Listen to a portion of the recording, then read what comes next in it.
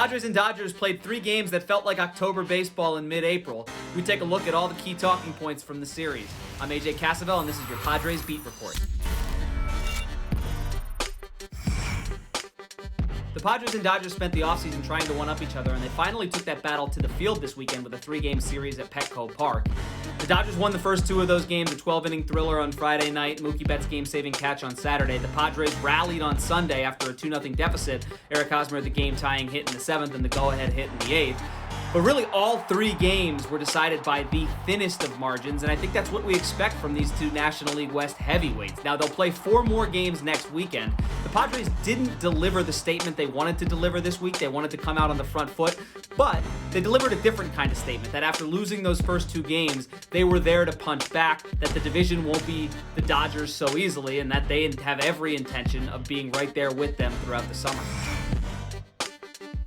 I think one of the primary takeaways from the series is just how much these 2 teams don't like each other. We had 2 separate benches clearing incidents. Now, sparks didn't really fly in either of those cases. There were no punches thrown. There were no fights breaking out. But Jorge Mateo was hit by a pitch in extra innings by Dennis Santana on Friday.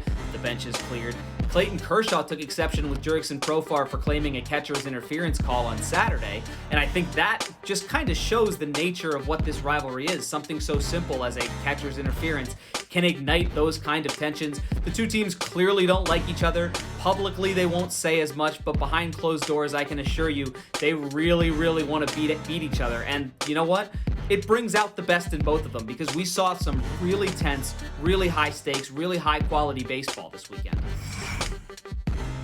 Fernando Tatis Jr. returned to the field this weekend, and there's some good news and some bad news there. The good news, he put his shoulder to the test. He took a number of vicious hacks, all of them with a 2-handed follow-through. He was diving all over the field defensively, and so far, so good. He looks healthy. The bad news is he doesn't look like Fernando Tatis Jr. yet. He's still getting there.